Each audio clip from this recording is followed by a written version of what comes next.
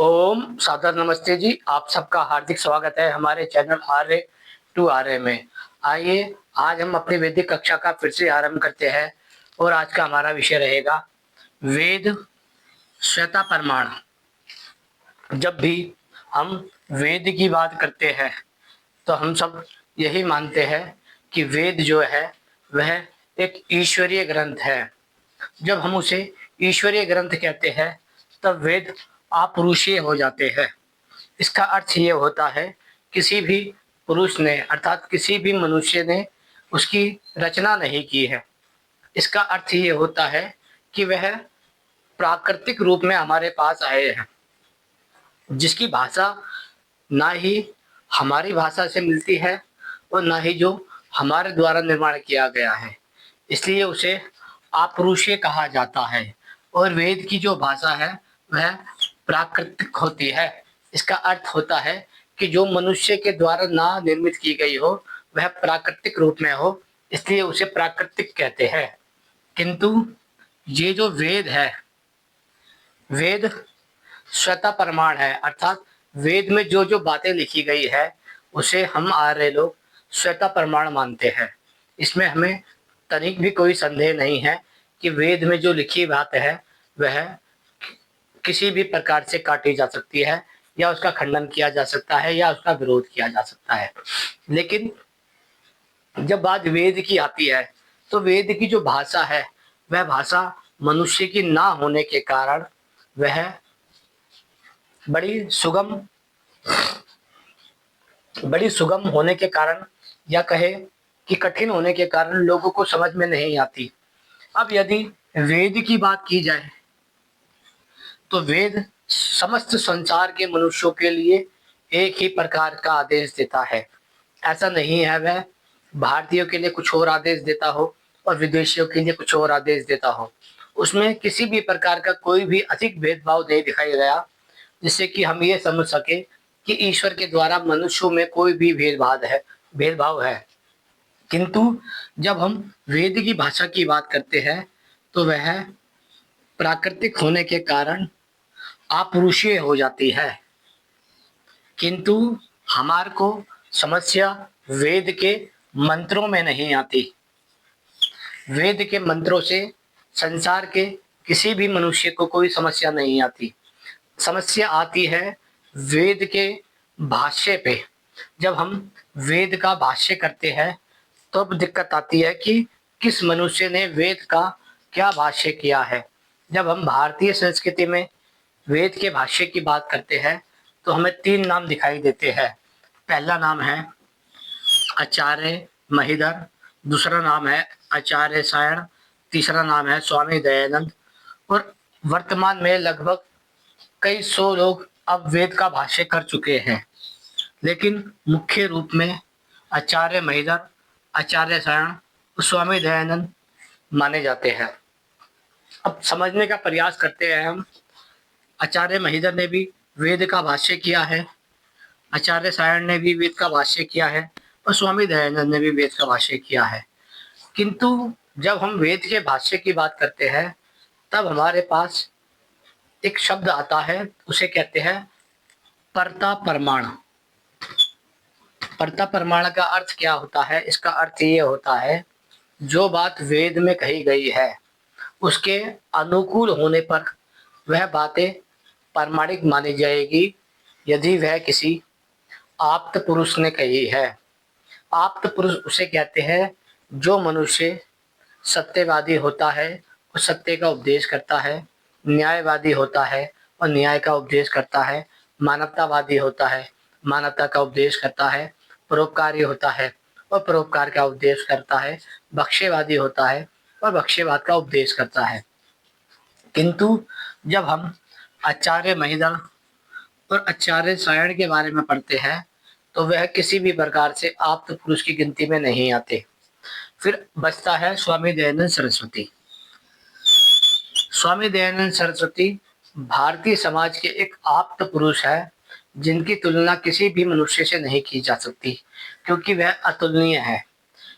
अब हमारे पास ये तीन भाष्य आते हैं, पहला आचार्य महिधर का, दूसरा आचार्य सायण का और तीसरा स्वामी दयानंद सरस्वती का।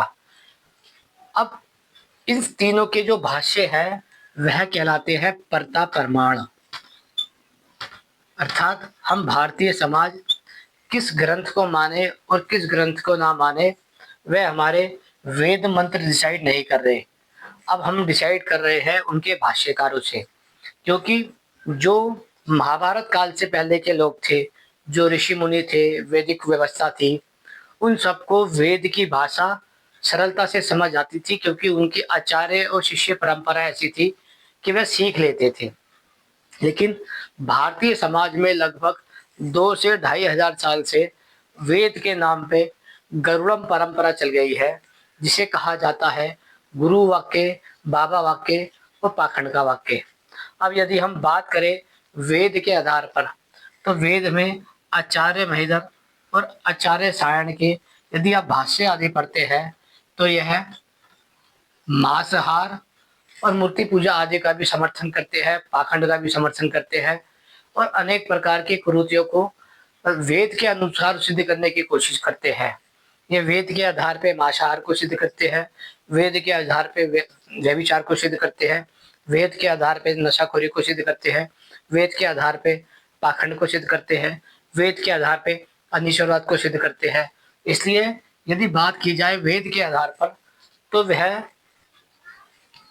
पढ़ने वाला मनुष्य आचार्य महीधर के भाष्य को और आचार्य सायण के भाष्य को जब पढ़ेगा तो समझ आएगा उन्होंने वेद के आधार पर समाज में जातिवाद घोला है, समाज में वेश्यावृत्ति घोली है, समाज में नास्तिकता घोली है, समाज में मधुशाला घोली है, समाज में अनेक प्रकार के अपराध घोले हैं। किंतु अब आता है नाम स्वामी दयानंद सरस्वती का, जबकि ये भी भाष्यकार है। लेकिन इन दोनों के जो भाष्यकार है, जो आचार्य महीधर है या आचार्य सायण है, इनके भाष्य को मान्यता इसलिए प्राप्त है क्योंकि हमारा जो धार्मिक है, यानी कि जो भारतीय समाज का धर्म गुरु है, जिसे हम पौराणिक ब्राह्मण कहते हैं। अब जब हम पौराणिक ब्राह्मण की बात करते हैं तो उनके द्वारा बनाया गया ये पूरा ब्राह्मणवाद आचार्य महीधर के भाष्य को और आचार्य सायण के भाष्य को तो मानता है, लेकिन यह स्वामी दयानंद के भाष्य को नहीं मानता। ये मानता है कि स्वामी दयानंद सरस्वती एक नास्तिक आदमी थे, जो हमारे द्वारा बताए गए वेदों का खंडन करते थे, हमारे द्वारा फैलाए गए पाखंडवाद का खंडन करते थे, हमारे द्वारा बनाई गई जाति व्यवस्था का खंडन करते थे, हमारे द्वारा बनाई गई दास प्रथा का खंडन करते थे, हमारे द्वारा बनाई गई वेश्यावृत्ति का खंडन करते थे।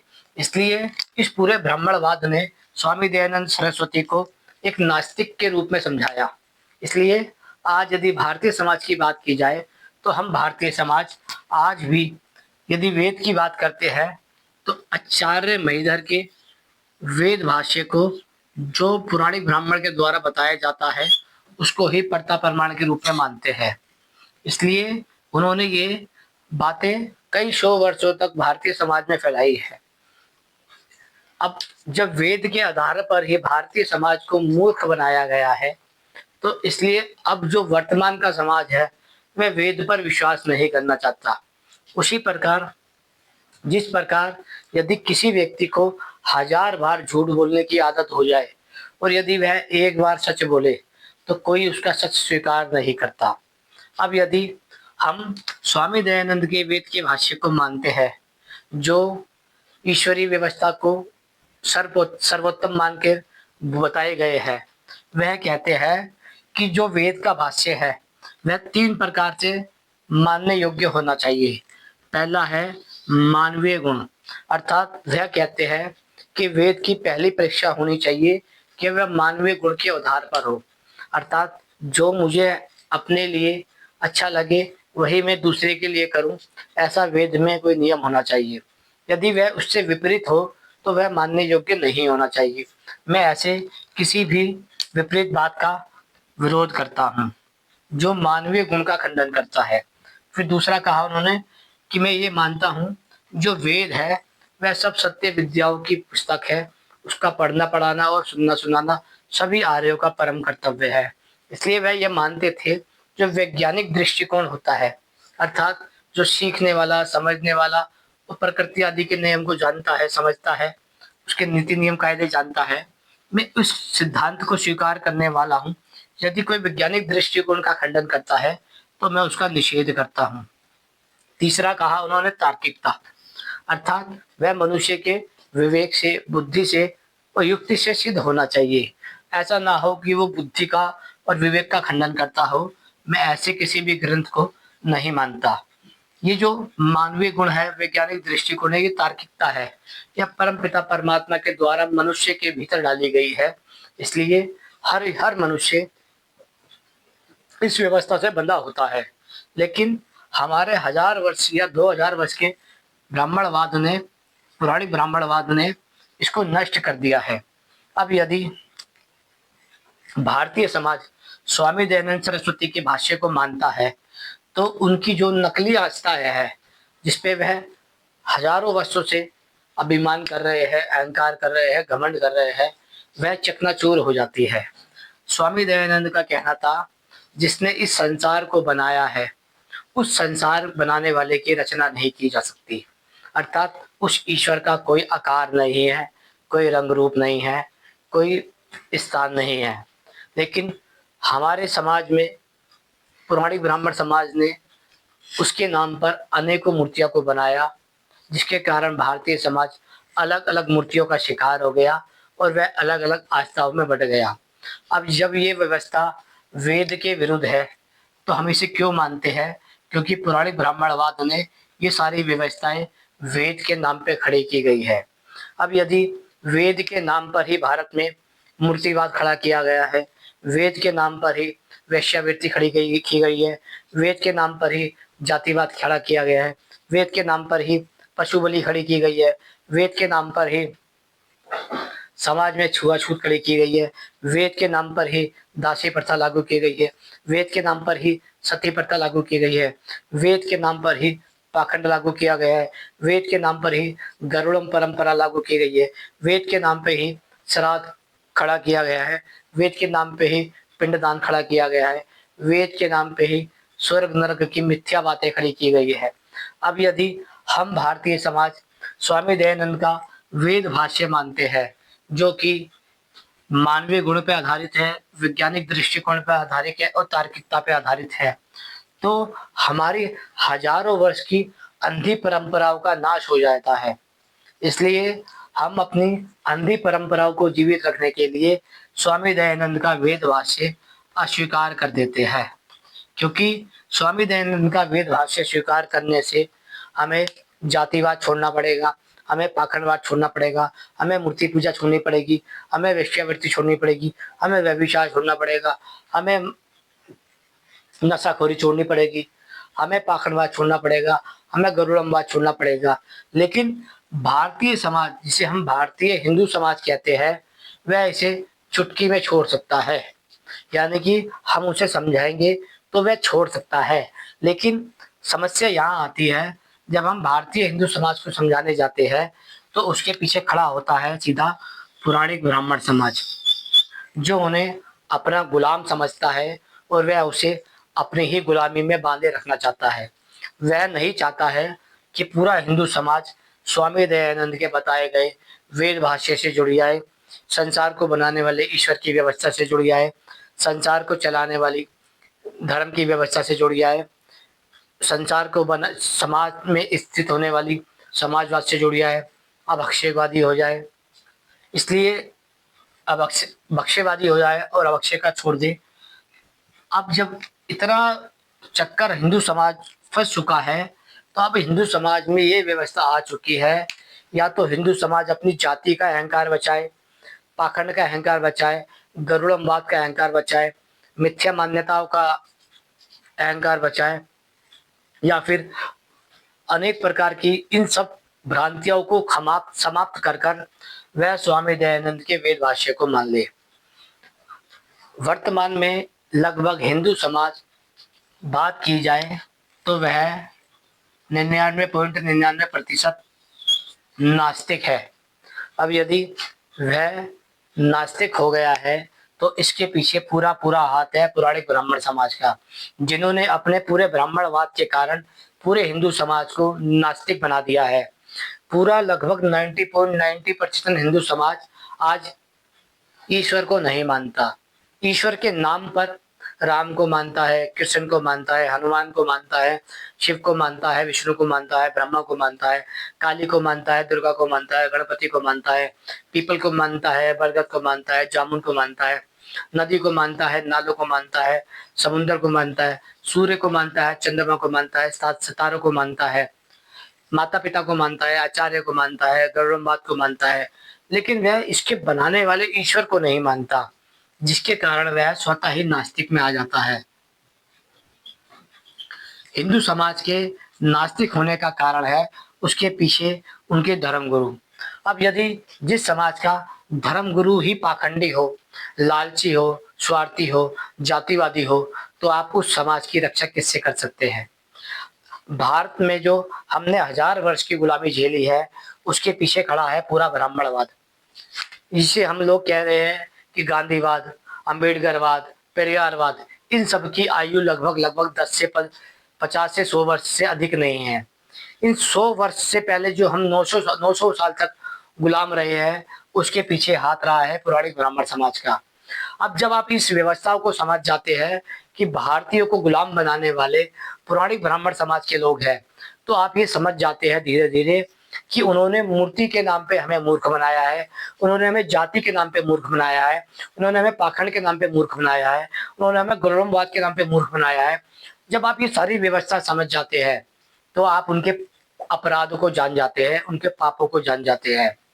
जब आप उनके पाप कर्म को जान जाएंगे, उनके अपराध कर्म को जान जाएंगे, तब आपको उनके प्रति स्वतः ही घृणा उत्पन्न हो जाएगी। लेकिन हम ये चाहते हैं कि आप इन समाज से घृणा ना कर कर आप केवल वेद की व्यवस्था से जुड़िए। जब आप धीरे धीरे वेद की व्यवस्था से जुड़ जाएंगे तो आपके पास से ये पाखंडी लोग धीरे धीरे दूर हो जाएंगे। आपको 1000 वर्ष तक गुलाम बनाया गया पुराने ब्राह्मण के कारण, आपको 1000 वर्ष तक जातिवाद में बांटा गया पौराणिक ब्राह्मण के कारण, आपको 1000 वर्ष तक मूर्ख बनाया गया पौराणिक ब्राह्मण के कारण, आपको 1000 वर्ष तक मानसिक और शारीरिक शोषण झेलना पड़ा पौराणिक ब्राह्मण के कारण, आपने 1000 वर्ष तक गुलामी झेली पौराणिक ब्राह्मण के कारण, आपने 1000 वर्ष तक अपने भारतीय समाज को नष्ट किया पौराणिक ब्राह्मण के कारण। तो आप इस पौराणिक ब्राह्मण को छोड़ने का क्या लेंगे? क्या आप चाहते हैं भारतीय समाज पूरी तरीके से नष्ट हो जाए?